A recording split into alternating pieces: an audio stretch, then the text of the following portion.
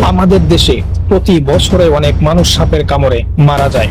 বিশেষজ্ঞরা জানিয়েছেন দেশে সাপের কামড়ে বছরে মারা যায় 6,041 জন এবং বিশ্বব্যাপী মারা যায় 1,00,000-এরও বেশি মানুষ।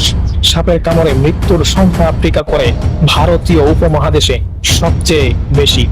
এসব অঞ্চলে মৃত্যুর হার বেশি থাকার কারণ এখনো সাপে কামড়ানোর পর 86% মানুষ ওঝার কাছে যায়, চিকিৎসকের কাছে যায় মাত্র 3% মানুষ। অথচ সাপের কামড়ের চিকিৎসায় সবচেয়ে কার্যকরী হচ্ছে অ্যান্টিভেনম, যা সঠিক সময় সঠিকভাবে প্রয়োগ করা গেলে শতভাগ সুস্থ হওয়া যায়। অনেকেই জানেন অ্যান্টিভেনম তৈরিতে ঘোড়াকে ব্যবহার করা হয়। চলুন জেনে আসি ঘোড়ার মাধ্যমে কিভাবে এবং কেন অ্যান্টিভেনম তৈরি করা হয়। আজ থেকে প্রায় 130 বছর আগে অ্যান্টিভেনম আবিষ্কার করেন ফ্রান্সের ব্যাকটেরিয়া বিজ্ঞানী আলবার্ট ক্যালমেট। ভিয়েতনাম ছিল তখন ফ্রান্সের উপনিবেশ। আলবার্ট ক্যালমেট সে সময় ভিয়েতনামের সাইগনে লুই পাস্তুরের আবিষ্কৃত রবিজ ভ্যাকসিন নিয়ে কাজ করছিলেন।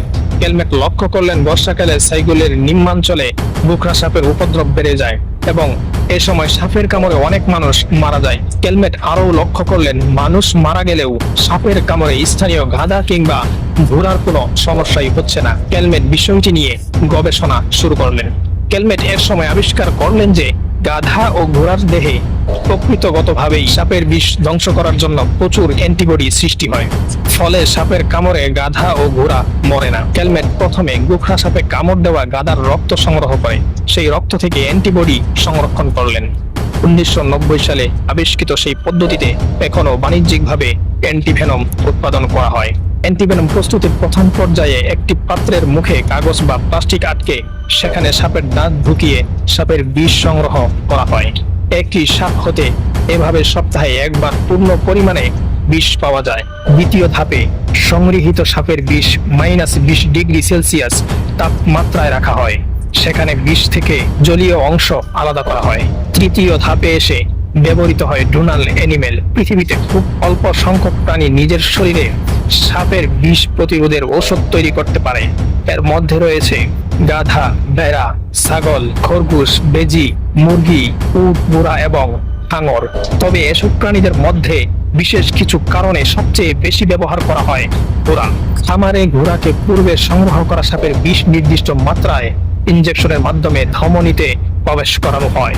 এতে ঘোড়া মরে না। প্রায় 3-4 দিন অসুস্থ থাকার পর ঘোড়াটি সম্পূর্ণ সুস্থ হয়ে ওঠে, অর্থাৎ ঘোড়ার শরীরে অ্যান্টিবডি তৈরি হয়ে গিয়েছে। এই পর্যায়ে ঘোড়ার শরীর থেকে রক্ত সংগ্রহ করতে হয়। গড়ে প্রতিটি ঘোড়া থেকে প্রায় 6 লিটার রক্ত নেওয়া হয়। এরপরে ঘোড়ার শরীরে রক্ত থেকে প্লাজমা আলাদা করা হয়। আলাদা করা প্লাজমা থেকে বিভিন্ন রাসায়নিক উপায়ে অ্যান্টিভেনম বিশুদ্ধ করা হয়। একদম শেষ পর্যায়ে শিশিতে ভরে অ্যান্টিভেনম বাজারে সরবরাহ করা হয়। বিশ্ব স্বাস্থ্য সংস্থার নির্দেশনা অনুসারে সাপের কামড়ে রোগীর চিকিৎসার জন্য স্থানীয় সাপ থেকে অ্যান্টিভেনম তৈরি হলে তা সবচেয়ে কার্যকর হয়, কারণ এক এক দেশের সাপের প্রকৃতি এক এক রকম। এখনো পর্যন্ত বাংলাদেশের জন্য অ্যান্টিভেনম আনা হয় ভারত থেকে, যেসব অ্যান্টিভেনম বেশিরভাগ ক্ষেত্রেই অকার্যকর। তবে 2018 সাল থেকে চট্টগ্রাম বিশ্ববিদ্যালয়ের উদ্যোগে অ্যান্টিভেনম নিয়ে গবেষণা শুরু হয়েছে। আশা করা যাচ্ছে খুব তাড়াতাড়ি বাংলাদেশেও অ্যান্টিভেনম তৈরি করা যাবে।